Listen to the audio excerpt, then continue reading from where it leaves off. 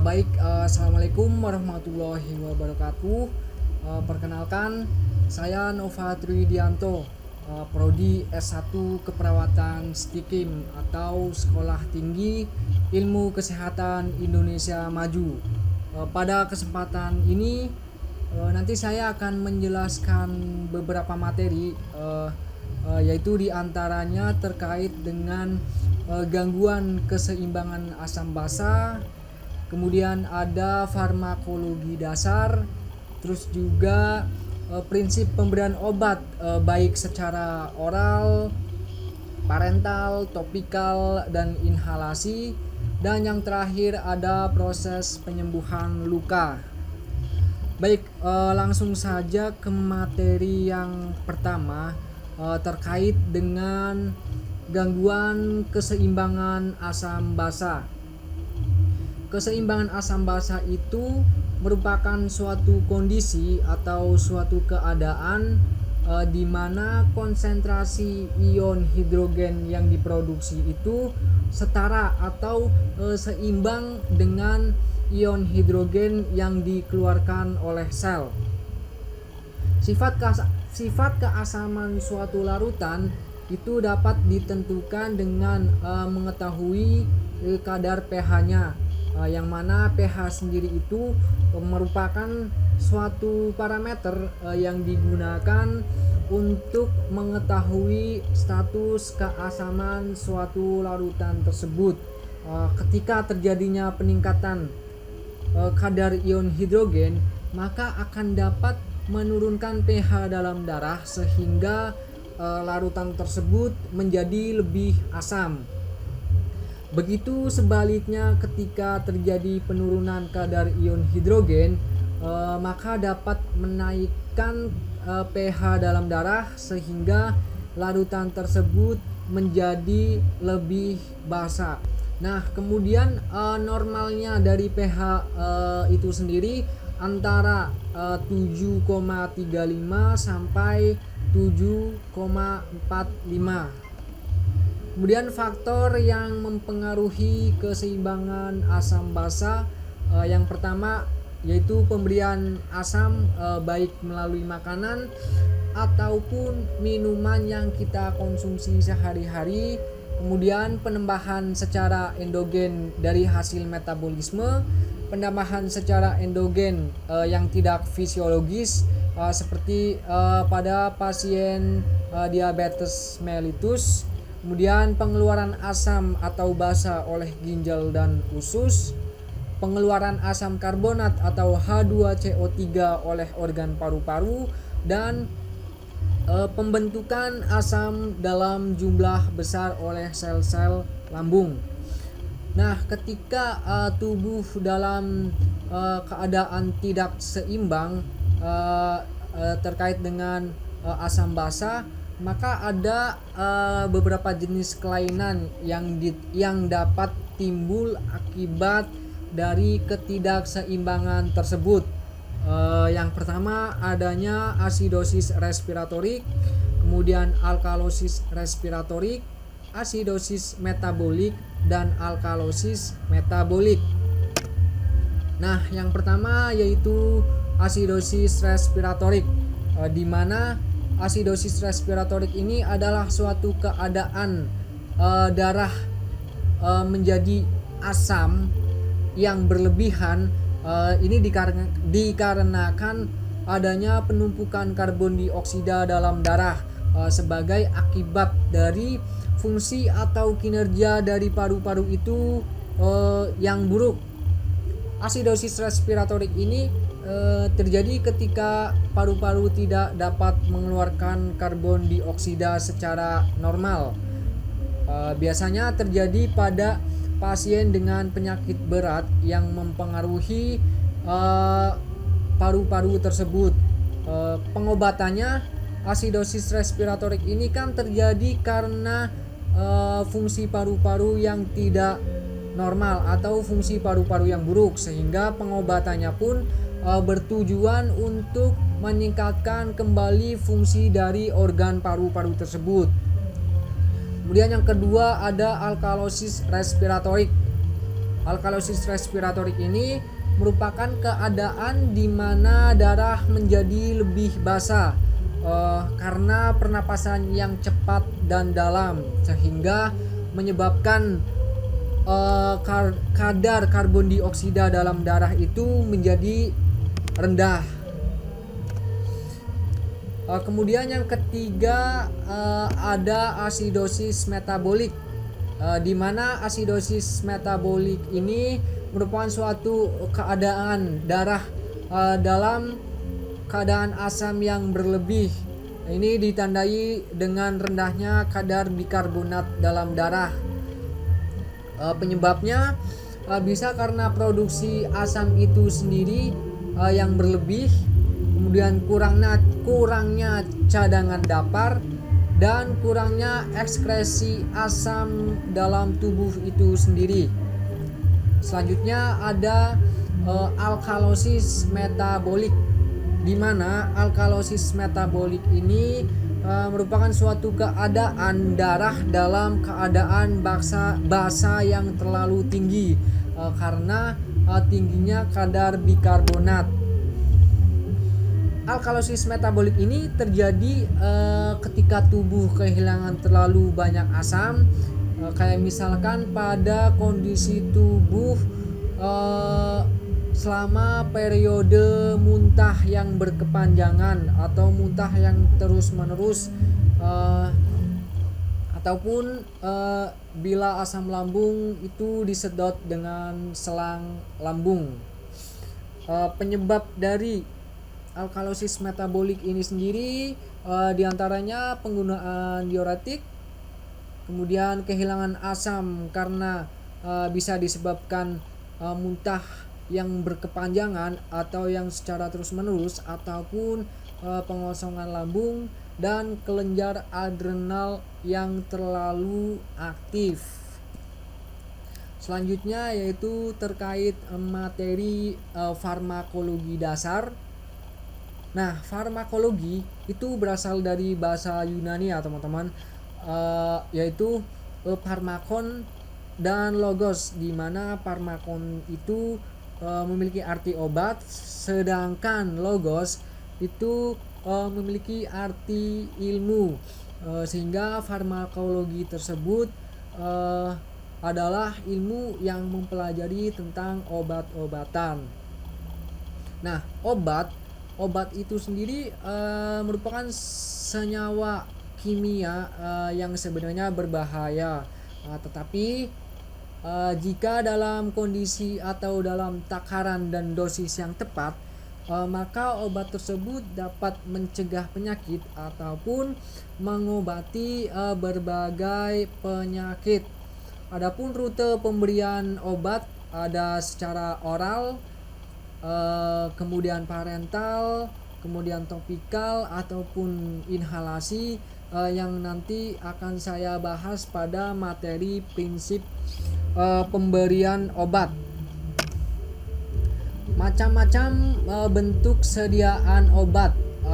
Yang pertama ada kapsul, kemudian tablet, ada salep, pil, larutan ataupun bubuk, yang tentu memiliki tujuan dan efek terapi yang berbeda-beda. Selanjutnya ada jenis-jenis obat. Yang pertama ada obat antiinflamasi, yang mana inflamasi ini merupakan suatu respon tubuh, respon vaskuler dan seluler dari jaringan terhadap benda asing ataupun agen biologis. Fase inflamasi ini ditandai dengan adanya rubor ataupun kemerahan, kemudian kalor atau panas, kemudian tumor atau pembengkakan, dan rasa sakit pada jaringan atau organ yang terganggu.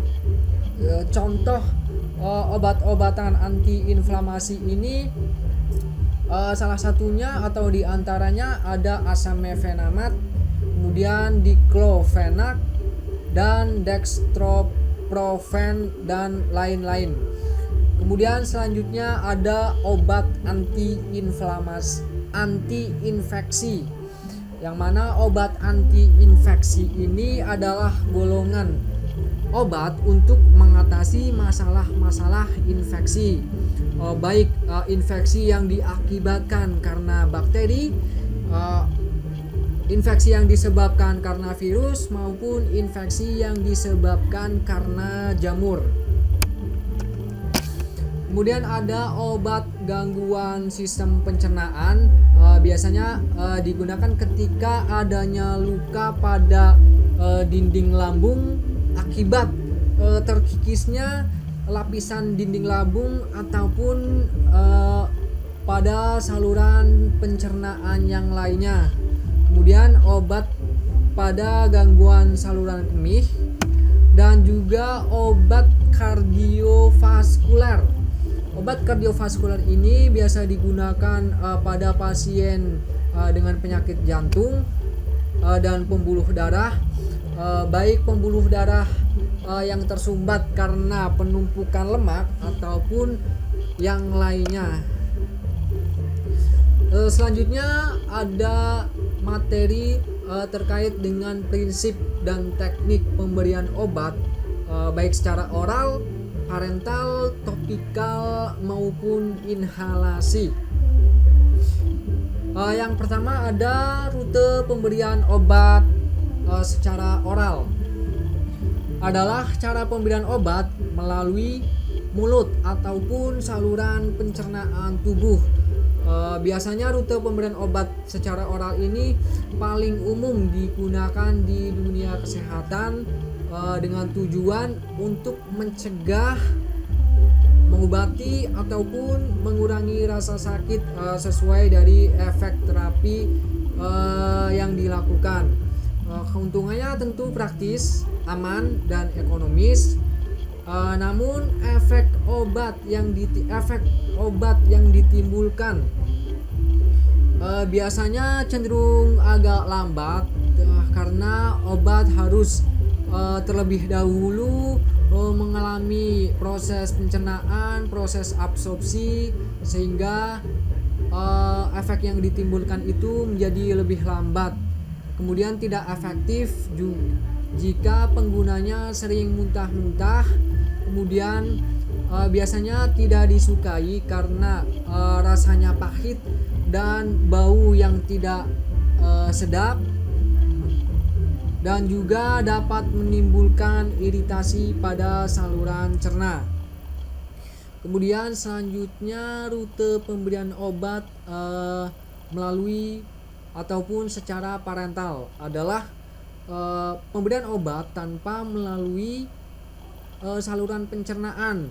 Jadi rute pemberian obat ini langsung masuk ke dalam pembuluh darah atau saluran atau sirkulasi darah, sehingga efek yang ditimbulkan dari terapi pemberian obat secara parental ini tentu lebih cepat karena tidak melalui proses pencernaan terlebih dahulu, proses absorpsi dan lain-lain. Tetapi kelemahannya biasanya pasien enggan atau pasien takut karena menimbulkan rasa nyeri saat obat masuk ke dalam pembuluh darah, baik melalui injeksi ataupun suntikan. Macam-macam rute pemberian obat secara parental ini antara lain intrakutan, kemudian subkutan, kemudian ada intramuskuler dan intravena. Yang pertama yaitu tentang intrakutan. Pemberian obat ini yaitu dengan pemberian obat ke dalam lapisan dermal kulit, tepat di bawah lapisan epidermis. Biasanya intrakutan ini digunakan untuk mengetahui sensitivitas tubuh terhadap obat yang akan diberikan, sehingga dapat diketahui pasien tersebut apakah ada alergi dari obat tersebut atau tidak. Misalkan pada tuberkulin test. Kemudian yang kedua subkutan, yang mana pemberian obat ini yaitu melalui suntikan ke arah bawah kulit, yaitu pada jaringan lemak di bawah dermis. Contohnya pada pemberian vaksin, kemudian heparin, insulin, ataupun obat-obatan pre-operasi dan narkotik. Dan yang selanjutnya yaitu intramuskuler. Intramuskuler ini yaitu memasukkan obat ke dalam jaringan otot atau muscle dengan tujuan absorpsi lebih cepat dibandingkan dengan subkutan. Lokasinya biasanya daerah paha ataupun pada posisi tengkurap, yaitu pada bagian bokong ataupun lengan atas. Daerah ini digunakan penyuntikan dikarenakan memiliki massa otot yang besar dan jauh dari yang namanya saraf. Kemudian ada intravena. Intravena ini adalah cara pemberian obat dengan memasukkan langsung obat ke dalam pembuluh darah dan masuk ke dalam sirkulasi darah, sehingga proses penyerapannya menjadi lebih cepat dibandingkan dengan rute pemberian obat secara oral. Lokasinya bisa pada lengan di vena media cubiti, kemudian tungkai, kemudian juga di leher pada vena jugularis, ini khusus pada anak-anak, kemudian pada kepala di vena frontalis ataupun temporalis. Rute pemberian obat yang selanjutnya yaitu rute pemberian obat secara topikal, yang mana cara pemberian obat ini hanya bersifat lokal. Misalkan obat tetes mata, maka efek yang diberikan dari pemberian obat tersebut hanya sebatas pada mata saja, tidak ke jaringan atau organ yang lainnya. Kemudian salep, kemudian juga ada bedak ataupun obat tetes telinga dan lain-lain. Dan yang terakhir ada inhalasi, merupakan prinsip atau teknik pengobatan pada penyakit respiratori atau saluran pencernaan akut dan kronik. Ini biasanya terjadi ketika adanya penumpukan mukus atau sekret di dalam saluran pernapasan, kemudian adanya peradangan atau pengecilan saluran napas ketika terjadi serangan asma, sehingga dilakukan dengan obat dan teknik penggunaan secara inhaler. Ini adalah alat-alat teknik pemberian obat secara inhaler. Dan selanjutnya yaitu prinsip pemberian obat. Yang pertama ada benar pasien. Jadi kita sebagai perawat sebelum memberikan obat kepada pasien, alangkah baiknya dan harus kita cek kembali identitas pasien. Bisa dengan cara menanyakan kembali pada pasien, baik terkait nama, umur, jenis kelamin, dan lain-lain, agar obat yang diberikan sesuai identitas pasien. Kemudian benar obat. Sebelum memberikan obat kepada pasien, cek kembali label pada botol atau kemasan. Minimal harus diperiksa 3 kali sebelum pemberian kepada obat.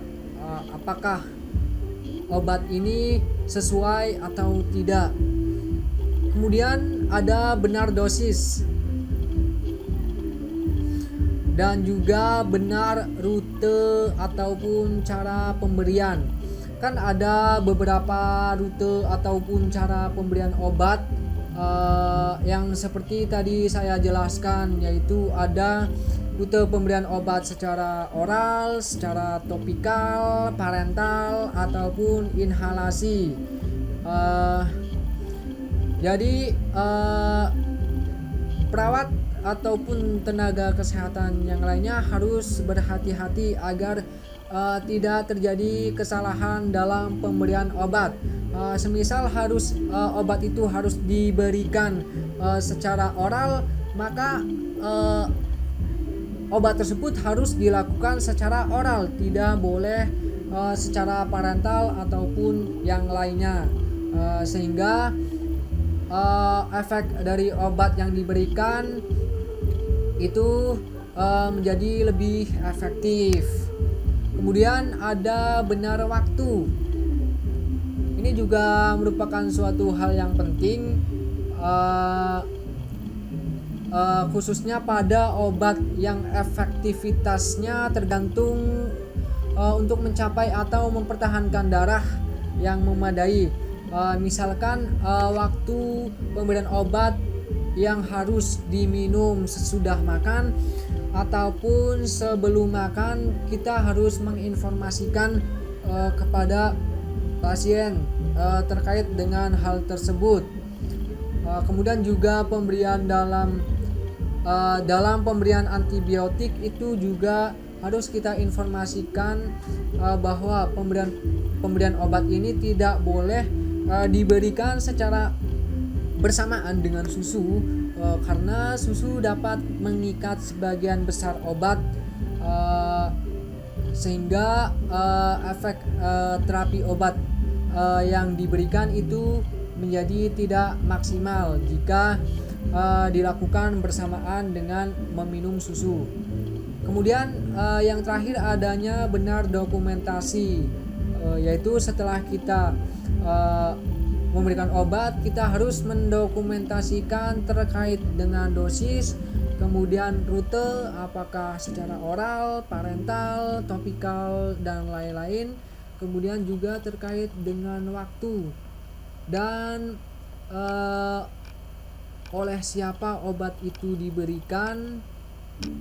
Dan kita juga harus mendokumentasikan semisal pasien itu menolak untuk dilakukannya pemberian obat, dan harus kita dokumentasikan pula apa alasan si pasien tersebut menolak untuk diberikan pemberian obat tersebut.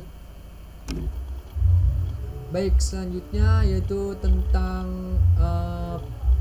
penyembuhan luka. Nah, apa sih itu luka? Luka adalah rusaknya integritas sel atau jaringan atau organ yang disebabkan oleh berbagai jenis cedera. Bisa karena luka sayatan atau tusukan ataupun juga goresan. Kemudian jenis-jenis luka berdasarkan kedalaman lukanya. Yang pertama ada luka superficial, di mana luka superficial ini hanya terjadi terbatas pada lapisan kulit bagian dermis saja. Nih, pada lapisan bagian dermis. Kemudian yang kedua ada luka partial thickness, di mana luka ini dengan kondisi hilangnya jaringan kulit pada lapisan epidermis dan dermis bagian atas. Dan luka partial thickness ini terdiri dari dua stadium, yaitu stadium 1 dan stadium 2. Kemudian yang ketiga ada luka full thickness, di mana luka ini terjadi ketika jaringan kulit yang hilang pada lapisan dermis, kemudian dermis, dan sampai pada fasia dan jaringan otot. Nah, ini adalah gambaran proses penyembuhan luka, mulai dari yang pertama ini rusaknya jaringan,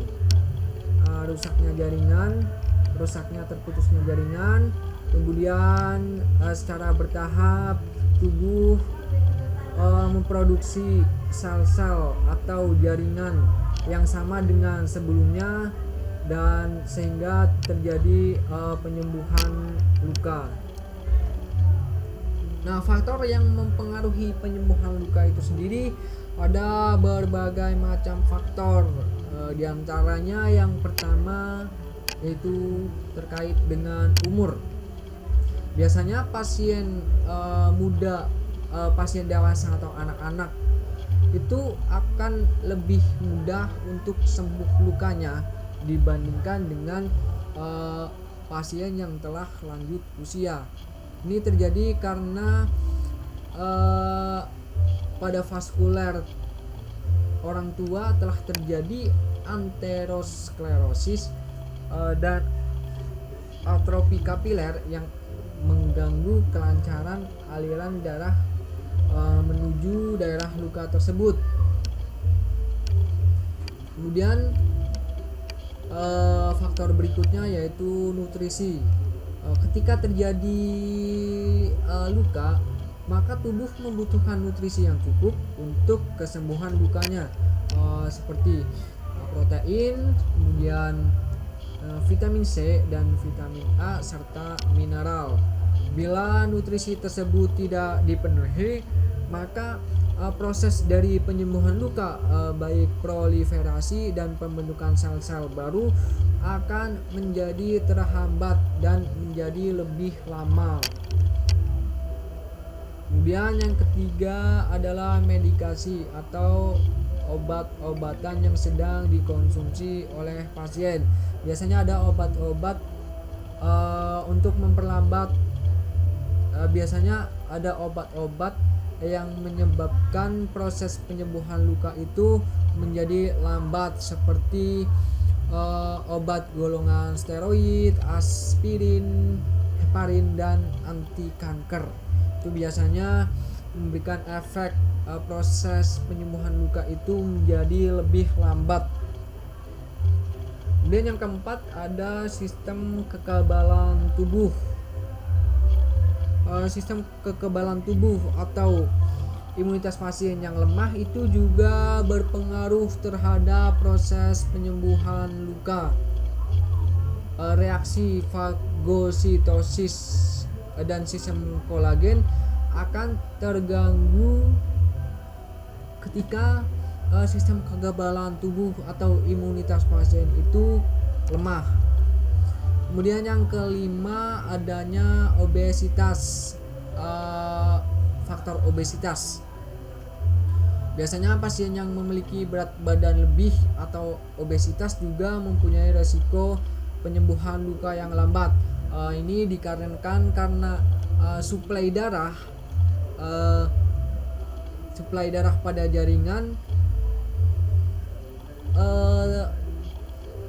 jaringan ini tidak maksimal atau tidak adekuat karena adanya penumpukan lemak. Kemudian yang keenam, penyakit-penyakit tertentu kayak misalkan penyakit diabetes mellitus, kemudian penyakit gagal ginjal, dan penyakit yang berhubungan dengan imunitas tubuh. Dan yang ketujuh ada gaya hidup yang buruk kayak misalkan para perokok, kemudian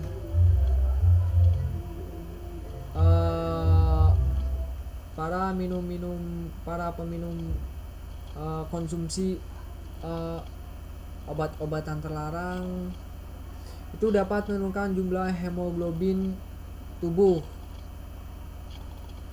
di mana hemoglobin ini berguna untuk mengangkut oksigen yang dibutuhkan pada proses penyembuhan luka.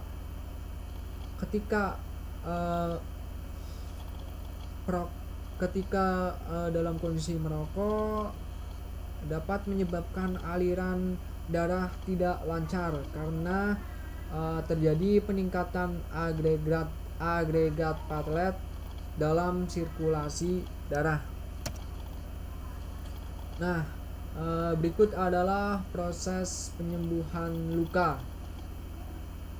Biasanya proses penyembuhan luka ini ditandai dengan adanya proses pemecahan katabolik atau sel-sel yang rusak ataupun sel-sel yang mati. Kemudian nanti adanya proses pembentukan sel-sel baru atau anabolik. Nah,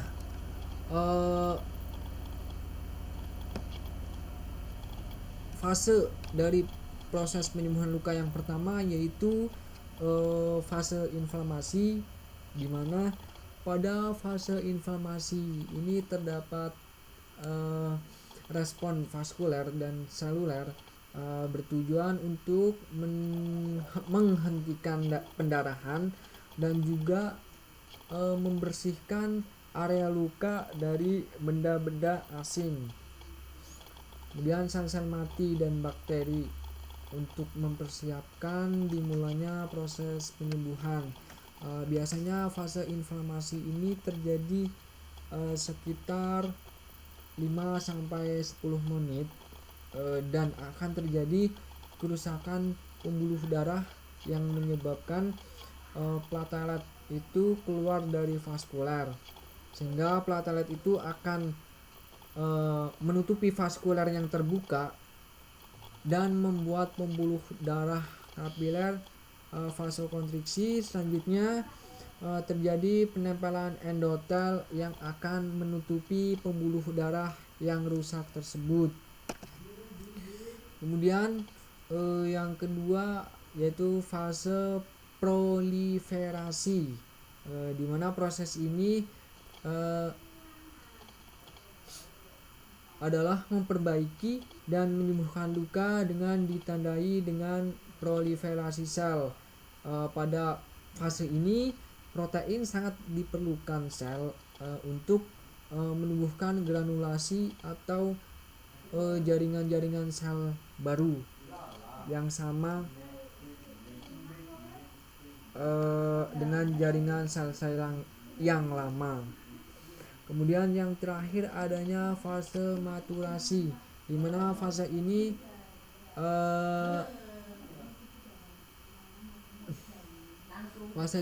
dimulai biasanya pada minggu ketiga setelah perlukaan dan berakhir kurang lebih selama 12 bulan.